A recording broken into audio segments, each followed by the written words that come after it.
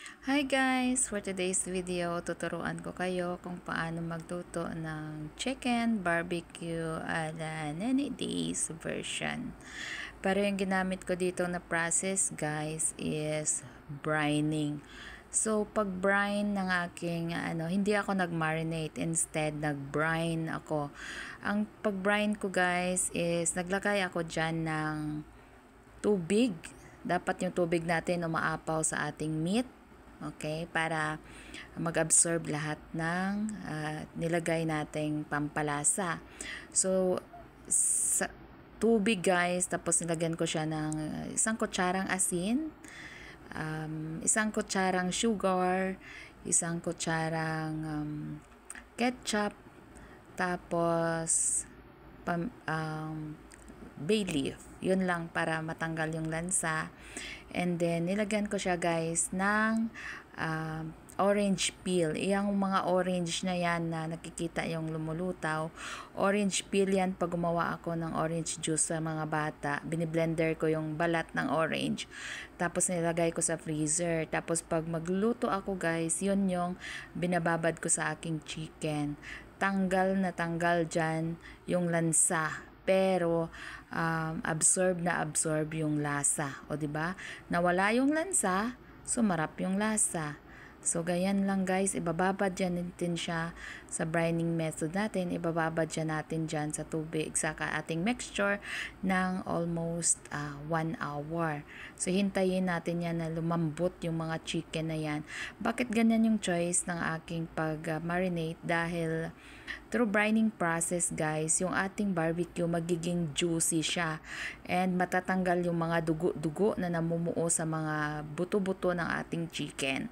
So instead na pag nagba-barbecue ka, 'di ba, mostly may mga barbecue na makikita mo parang sa may buto niya malapit parang dumudugo-dugo pa. Yung sa akin, ayoko ng ganyang barbecue. Gusto ko yung wala akong makikitang dugo. So, on brining process, makikita natin dyan na matatanggal na yung dugo. So, ayan guys, tapos na tayo sa 1 hour natin. I-on na natin yung ating oven sa high. And then, itong ating brining method guys, i-drain na natin yan. So, nag-prepare ako dyan ng barbecue sauce at saka onion powder. So, ito guys, isa-isahin nating tanggal lahat ng chicken natin na binabad natin. Okay? Isa-isahin yan natin. Malambot yan at masarap. Juicy yan pag naluto na. Sa ganyang process ng pagluto ng barbecue, wala ka nang makikitang dugo-dugo at wala nang lansa. As in, taob ang plato mo. Pag hinayaan mong itataob ng iba, tataob. Pero wag mo naman itaob, maawa ka sa plato. So yung process na yan guys, wala tayong oil na nilagay dyan. Kasi yung chicken, mayroon siyang skin, so mag-o-oil yung chicken natin. So health conscious tayo masyado. So ayan na guys.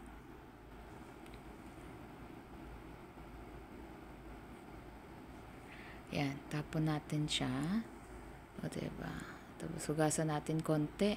Tapos, dyan sa pan natin na pinag-marinate natin, dyan natin ilalagay yung onion powder. Yan.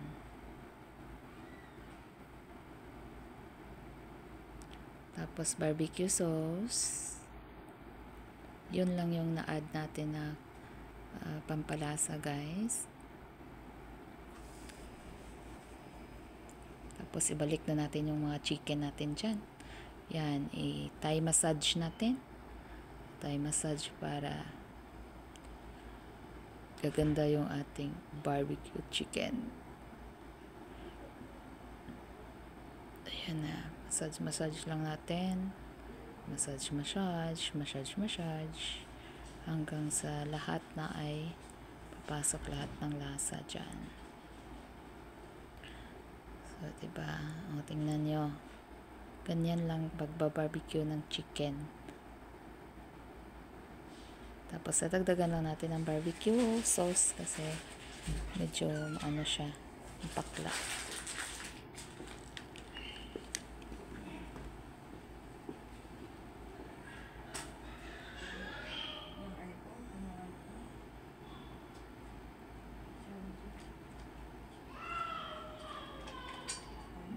umiiyak yung bata.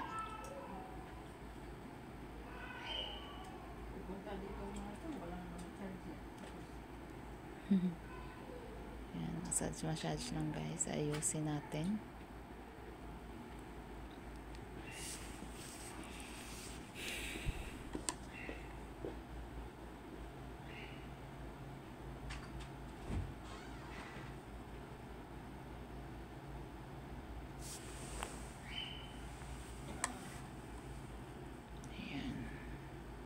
Yan yung bisitang kakain kasi miss na miss niya na yung barbecue ng Pilipinas. Ayan, gutom na yan. Oh. So ito guys, ibibake ay lagay lang natin to sa oven. Ibobroil natin siya for 30 minutes. Ayan. So 30 minutes na yan. In 15 minutes, i-check natin guys. Ayan. Tapos, babaliktad din natin para yung kabilang side ay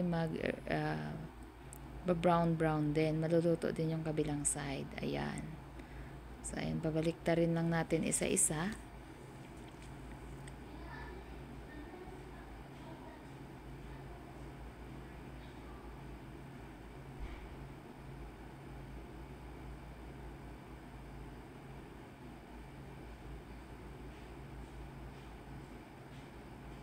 Diba?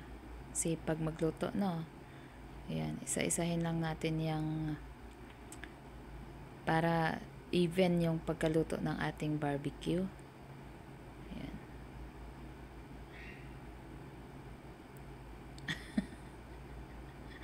Ang liit naman ng ipit ni Nene Days. Pero sundin nyo yung recipe na to guys. Promise. Juicy and wala siyang amoy.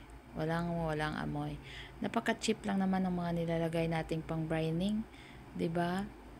O ayun. So ngayon guys, ilalagay na natin ulit siya sa oven and we will wait for 15 minutes again, guys. 15 minutes. So ayan na. 'Di ba? Yan, kinuha ko na yung parte ko kasi yung mga kasama ko, guys, gutom na sila. Pinuntahan na nila yung kusina, kinuha yung kanilang kumain na sila, nagmamadali yata silang uuwi. So actually, niluto ko itong chicken barbecue dahil meron kaming kaibigan from Philippines din na kasama din namin dito. Hindi yan siya nakatikim ng ganitong pagkain for almost 2 years na, kaya love na love din namin, kaya nagluto ako ng chicken barbecue Filipino style. And yan yung natira sa akin. O diba ang dami? O diba ang dami, guys? Ay, nako. Yan, mapapasarap tayo ngayon. So yun na yung party ko. Nag-iwan lang sila ng para sa akin. At kinuha na nila lahat ng natira. Kasi ako naman, guys, anytime pwede akong magluto. Pero sila, di natin sure. Kaya let's eat na, guys. Let's eat. O diba? Finger licking goodness na naman. Finger licking goodness. Diba? Ayo, kain na daw, lamon. O yan, ayan. O, ayan, tingnan mo. O, iwan ko ba? O, diba? O, sarap. Kain tayo. Ayan, ganyan si Nene Days. Kailangan kumakain ka ng barbecue, yung kakamay ka talaga.